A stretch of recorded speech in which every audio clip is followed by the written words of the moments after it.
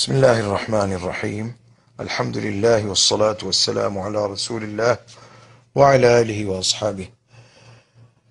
میرے دوستو، یہ واقعہ جو میں سنا رہا ہوں اس کو بہت غور سے سنیے اور اس نیت سے سنیے کہ اس میں جو سبق ہے اور اس میں جو عبرت اور نصیحت ہے اس سے آپ فائدہ اٹھائیں گے۔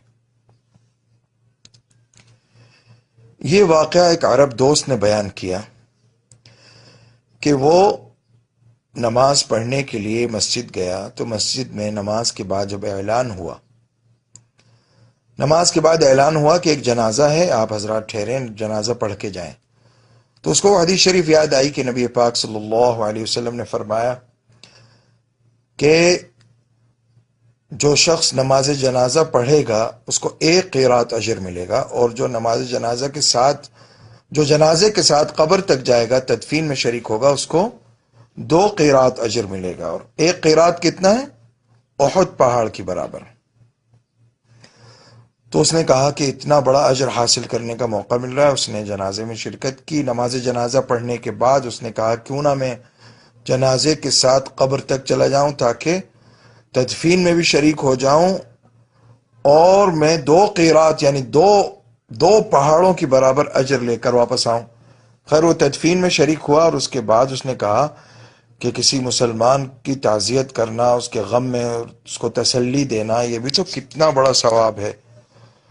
تو اس نے سوچا کہ کیوں نہ میں تعزیت کر کے جاؤں۔ اب وہ شخص جانتا نہیں تھا کہ میت کے ورثہ کون ہیں، اس کے رشتہ دار کون ہیں، اس کے والدین، بہن، بھائی، یعنی اس کے بھائی کون ہیں، اس کے چچا کون ہیں، ماموں کون ہیں، کس سے تعزیت کرنی ہے، اس کو معلوم نہیں تھا۔ تو وہ سب لوگوں کے چہروں کو غور سے دیکھنے لگا کہ جن لوگوں کے چہروں پر زیادہ غم اور تکلیف اور غم کے آثار ہوں گے ان سے تعزیت کر لوں گا، وہی لوگ میت کے رشتہ دار ہوں گے، قریبی۔ تو اس نے دیکھا کہ ایک نوجوان وہاں کھڑا ہوا پھوٹ پھوٹ کر رو رہا تھا اور اس کے ہاتھ میں موبائل تھا، پھوٹ پھوٹ کر رو رہا تھا۔ تو اس نے اس سے تعزیت کی اور کہا اعظم اللہ اجرکم، احسن اللہ عزاءکم، غفر اللہ لمیتکم، دعائیں دی۔ جب دعائیں دی تو وہ اور زیادہ رونے لگا۔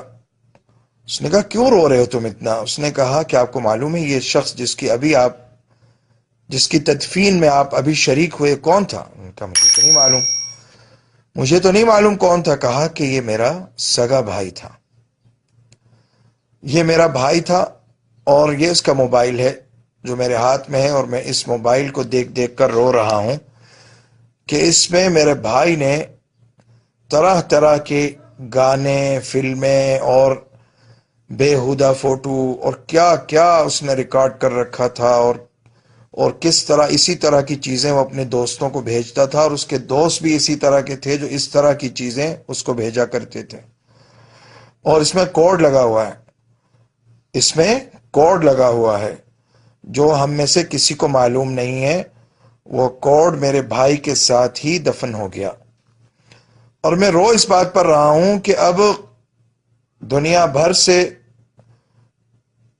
بھر میں، امریکہ میں، انڈیا میں اور عرب ملکوں میں، جہاں جہاں وہ بےہودہ چیزیں بھیجتا رہا، گانے، فلمیں، بےہودہ تصاویر وغیرہ، تو اس